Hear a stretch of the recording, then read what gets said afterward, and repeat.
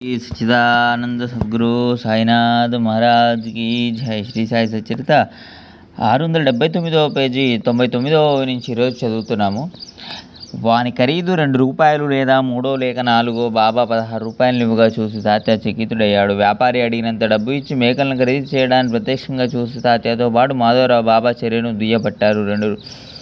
2 రూపాయల వస్తువుకు 16 ఎందుకు ఇచ్చినట్లు బాబాకు డబ్బు విలువ తెలియదా? అందుకే యథేచ్ఛగా ఏదో చేస్తుంటారా అంటే ఇది కూడా సరియైన మాట కాదు. బాబా ఎందుకు ఇలా చేశారు అని ఇద్దరు చిరచిరలాడారు. బాబా ఎందుకు ఇటువంటి వ్యాపారం చేశారు, ఇదేం వ్యాపారం చేసే పద్ధతి అని ఇద్దరు బాబాను దూషించారు. అసలు బాబా ఎలా మోసపోయారు? ఆ వింత చూడడానికి అందరూ అక్కడ పోగయ్యారు.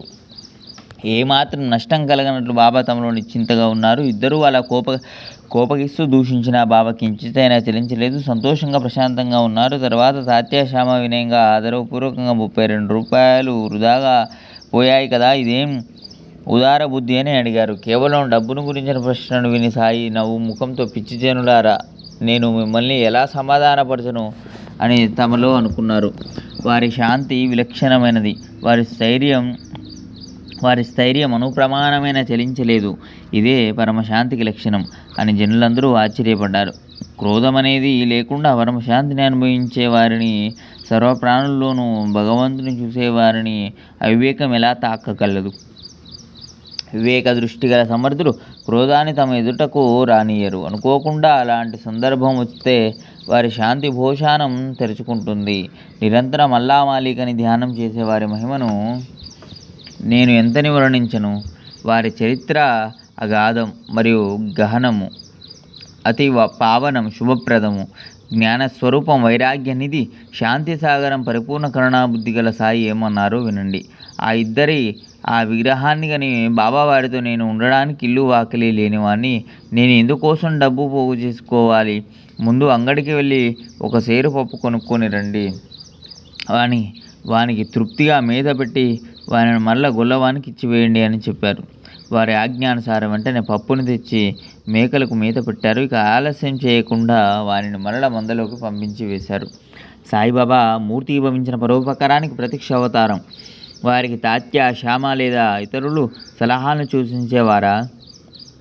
మేకలు ఎంతో సంతోషంగా పప్పు తిని తృప్తి చెందినట్లు గమనించి బాబా వాని యజమానికి ఇచ్చివేయండి, మందలో విశ్రమిస్తాయి అని చెప్పారు.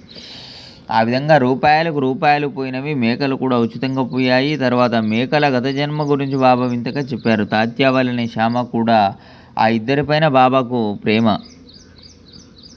వారి కోపాన్ని శాంతపరచడానికి బాబా చక్కటి కథను చెప్పారు. సాయి తమంతట తాము స్వయంగా మేకల పూర్వజన్మ కథను ఆ ఇద్దరికి చెప్పారు. శ్రోతలు కూడా దానిని శ్రవణం చేయండి. పూర్వజన్మలో ఈ ప్రాణులు భాగ్యం కొద్దీ మానవులు నాకు దగ్గరే ఉండేవారు. వారికి కూడా కర్మ ప్రభావ ఫలితం తప్పలేదు. ఇప్పుడు ఇవి మేకలుగా కనిపిస్తున్నాయి కదా. పూర్వజన్మలో ఈ మేకలు సోదరులు పరస్పరం కొట్టుకొని పరిణామంగా ఈ రూపాన్ని పొందారు. మొదట్లో అన్నదమ్ములలో ప్రేమ ఉండేది. ఒక కంచంలో తిని ఒక మంచంపై పడుకునేవారు. రోజు ఒకరి యోగ క్షేమాలను ఒకరు ఆలోచించేవారు. ఆ ఉభయలలో ఐక్యత బాగా ఉండేది. ఆ ఇద్దరు సహోదరులే అయినా దుర్భరమైన కర్మధర్మ సంయోగం వలన భయంకరమైన ద్రవ్యలోభం కారణంగా వారిలో శత్రుత్వం ప్రబలింది. పెద్దవాడు మహాసోమరి, చిన్నవాడు అహర్నిశలు శ్రమించి ధనాన్ని కూడబెట్టుకున్నాడు. అందువలన పెద్దవానికి అసూయ కలిగింది.